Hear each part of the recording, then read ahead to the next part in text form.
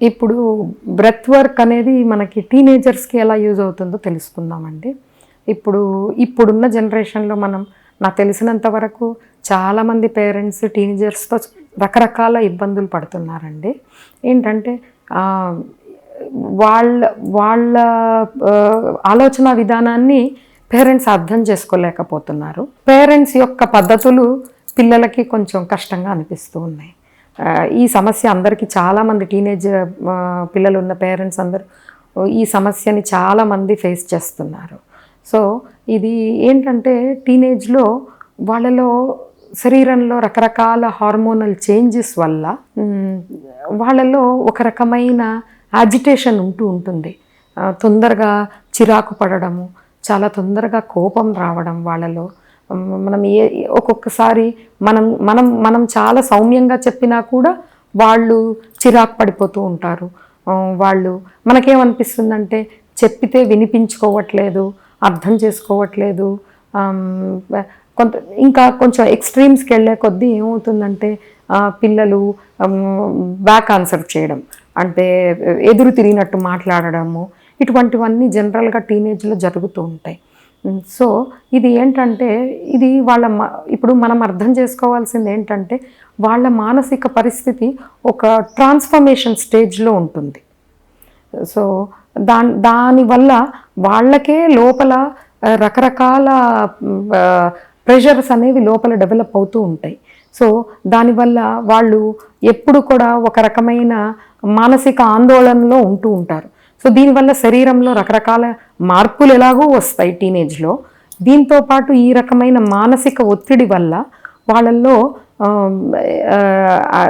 కొంత health disturbances రావడానికి, ఎక్కువ మంది ఆడపిల్లల్లో కొంత ఇప్పుడు పీరియడ్స్ టైంలో రకరకాల ఇబ్బందులు రావడానికి, చాలామంది పీరియడ్స్ ముందు క్రాంప్స్ అనేవి చాలామంది ఫేస్ చేస్తూ ఉంటారు, చాలామంది ఆడపిల్లలు. తర్వాత మూడ్ స్వింగ్స్ చాలామంది ఫేస్ చేస్తూ ఉంటారు. తర్వాత మైగ్రేన్, హెడేక్స్ ఇటువంటివి రావడము. ఈ ఇబ్బందులన్నిటికీ కూడా ఒక రకమైన మెంటల్ స్ట్రెస్ అనేది, అంటే ఒకటి అకాడమిక్గా కూడా వాళ్ళలో చాలా స్ట్రెస్ ఉంటుంది ఈ పీరియడ్లో. సో ఈ అకాడమిక్ స్ట్రెస్తో పాటు వాళ్ళకి శరీరంలో జరిగే మార్పుల్ని హ్యాండిల్ చేసుకోవడం కొంచెం కష్టమవుతూ ఉంటుంది. సో దీంతో ఏమవుతుందంటే ఆ ప్రెషర్ని ఎటు చూపించాలో, ఎక్కడ చెప్పాలో, ఎవరితో చెప్పాలో అర్థం కాక వాళ్ళు పేరెంట్స్ మీద యూజువల్గా రియాక్ట్ అయిపోతూ ఉంటారు. ఇది సో పేరెంట్స్కి ఏమో వీళ్ళకి ఎలా చెప్తే అర్థమవుతుంది, వీళ్ళని ఎలా హ్యాండిల్ చేయాలో అర్థం కాని పరిస్థితి. సో ఇటువంటి కొన్ని మనము ఏంటంటే కొన్ని బ్రెత్ వర్క్ సెషన్స్ తీసుకోవడం వల్ల ఏమవుతుందంటే లోపల ఈ మానసిక ఒత్తిడి అనేది తగ్గుతుంది. మైండ్ చాలా కూల్గా ఉంటుంది, ఎప్పుడు రిలాక్స్డ్గా ఉంటుంది. ఇంకోటి వాళ్ళ ఏవైనా లైఫ్ డెసిషన్స్ తీసుకోవడానికి కూడా ఇది ఏంటంటే ఒక రకమైన ప్రశాంతత అనేది అవసరం మనిషికి. సో ఈ పిల్లలకి ఏంటంటే ఎప్పుడైతే వాళ్ళ మైండ్ సెట్ చాలా కూల్గా ఉందో వాళ్ళు జీవితానికి సంబంధించిన నిర్ణయాలు అనేవి పర్ఫెక్ట్గా తీసుకోగలుగుతారు. ఇప్పుడు మనం ఎంత చెప్పినా వాళ్ళంతటా వాళ్ళు తీసుకునే నిర్ణయాలు అనేవి వాళ్ళు దానికి స్టిక్ ఆన్ అవ్వడానికి ట్రై చేస్తారు. ఇప్పుడు మనం పుష్ చేసామనుకోండి, మన కోసం కొన్ని చేస్తారేమో కానీ అవి వాళ్ళకి లైఫ్లో ఉపయోగపడవు. సో వాళ్ళంతటా వాళ్ళు తీసుకునే నిర్ణయాలు ఒక క్లారిటీ అనేది వస్తుంది మెంటల్గా వాళ్ళకి. అంటే ఏం చెయ్యాలనుకుంటున్నారు, అసలు వాళ్ళ గోల్ ఏంటి, వాళ్ళు లైఫ్ని ఎలా చూస్తున్నారు, ఇవన్నీ కూడా వాళ్ళకి తెలుస్తాయి అన్నమాట. ఎందుకంటే ఇప్పుడు ఒకసారి టీనేజ్ దాటి అడల్ట్ లైఫ్లోకి వెళ్ళేసరికి అది కొంచెం టోటలీ డిఫరెంట్ ఉంటుంది. అడల్ట్ లైఫ్లోకి వచ్చినప్పుడు ఆ ప్రెషర్స్ని తట్టుకోవాలి.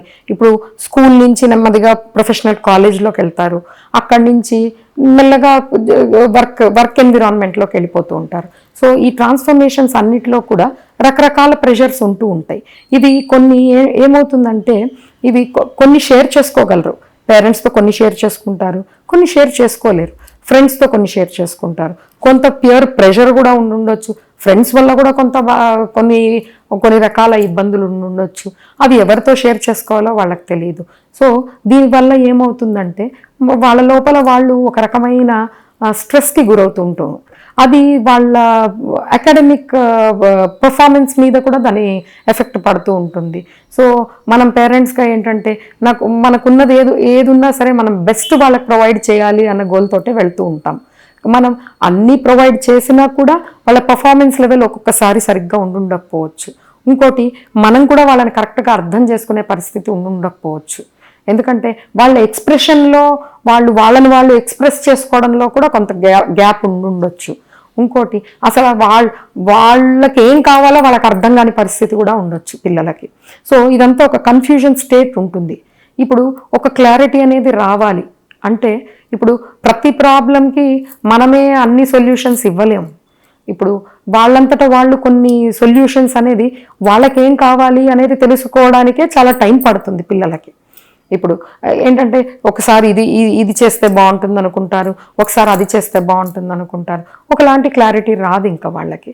సో ఏంటంటే ఇప్పుడు ఎప్పుడైతే వాళ్ళ మానసిక పరిస్థితి ప్రశాంతంగా ఉంటుందో వాళ్ళు ఒక రకమైన నిర్ణయం తీసుకోగలుగుతారు. అది తీసుకున్న డైరెక్షన్లో వాళ్ళు 100% వాళ్ళ ఎఫర్ట్ పెట్టగలుగుతారు. ఇప్పుడు మనం చెప్పి వాళ్ళు చేయడం కన్నా వాళ్ళకి ఇష్టమైంది వాళ్ళని చెయ్యనిస్తే వాళ్ళు 100% లైఫ్లో సక్సెస్ అనేది చూడగలుగుతారు. సో ఈ విషయంగా ఏంటంటే వాళ్ళ నిర్ణయం వాళ్ళు తీసుకునే పరిస్థితికి వాళ్ళ ఆలోచన విధానాన్ని మనము కొంత ఈ బ్రెత్ వర్క్ వల్ల మనం ఇన్ఫ్లుయెన్స్ చేయగలుగుతాం. సో ఏంటంటే ఇప్పుడు చాలామంది పేరెంట్స్కి ఇంకో ఇబ్బంది కూడా ఉంటుంది. ఒక రోజు ఒకటి చెప్తారు, నెక్స్ట్ ఇంకోటి చెప్తారు. సో ఏది కరెక్ట్ అనేది అర్థం కాదు. సో ఇవన్నీ కూడా ఇటువంటి సమస్యలు. ఈ సమస్యల కోసం ఎక్కడికి వెళ్ళాలి, ఏం చెయ్యాలి అనేది కూడా చాలామందికి అర్థం కాదు. ఇప్పుడు ప్రతిదానికి కౌన్సిలింగ్ కొంతవరకు హెల్ప్ చేస్తుంది. కానీ కౌన్సిలింగ్ ఏంటంటే అది ఒక సూపర్ఫిషియల్ లెవెల్లో వర్క్ చేస్తుంది. ఇప్పుడు మీకు ఈ బ్రెత్ వర్క్ సెషన్స్ అనేవి ఏంటి అంటే అవి ఇంటర్నల్గా మనిషి యొక్క థాట్ ప్రాసెస్ని క్లెన్స్ చేస్తుంది. సో ఏంటంటే మన ఆలోచనలు చాలా క్లియర్గా ఉంటాయి. మనం ఏం చెయ్యాలి అనుకుంటున్నాము, మనము ఏం చేస్తున్నాము అనే దానికి ఒక క్లియర్ విజన్ ఉంటుంది మనకి. సో ఈ రకమైన మానసిక పరిస్థితి రావాలి అంటే ఇటువంటిది రోజు కొంచెం ప్రాక్టీస్ చేసుకుంటే మనం ఎలాగూ మంచి ఫుడ్ తీసుకుంటాం. కానీ ఈ మనకున్న ఇటువంటి మానసిక ఒత్తిడిలకు ఏదైతే కారణం ఉందో దాన్ని మనం పర్ఫెక్ట్గా అడ్రస్ చేయలేకపోతున్నాం. ప్రతి మనిషికి స్ట్రెస్ ఉంది, డిఫరెంట్ లెవెల్స్లో స్ట్రెస్ ఉంది. కానీ ఏమవుతుందంటే మనం దాన్ని ఎలా హ్యాండిల్ చేసుకోవాలో తెలియక పేరెంట్స్ పిల్లల మీద చూపిస్తారు, పిల్లలు పేరెంట్స్ మీద చూపిస్తారు. ఇది కామన్గా జరుగుతున్న విషయం. సో దీన్ని మనం హ్యాండిల్ చేసుకోవాలి అంటే రెండు వైపుల నుంచి మనము సొల్యూషన్ వెతకాలి. అంటే ఇటు పేరెంట్స్కి కొంత మనం సపోర్ట్ అనేది అందించాలి, పిల్లలకు కూడా ఒక విధానం అనేది మనం నేర్పించాలి. సో దీనివల్ల ఏమవుతుందంటే ఎక్కడో ఒక దగ్గర ఒక కామన్ ప్లాట్ఫామ్ దగ్గర వాళ్ళ ఆలోచన విధానం అనేది మీట్ అవుతుంది. ఇప్పుడు పాతకాలంలో చెప్పినవి ఇప్పుడు కొత్త కాలంలో పిల్లలకి నచ్చవు. సో మనము ఏదైనా సరే ఇద్దరికి మ్యూచువల్ అండర్స్టాండింగ్లో ఇద్దరం చేసుకోగలిగేది ఒక కంజీనియల్ ఎన్విరాన్మెంట్ అనేది డెవలప్ చేసుకోవచ్చు ఫ్యామిలీలో. సో ఇటువంటివి కూడా ఈ రకంగా కూడా మనకి ఉపయోగపడుతుంది.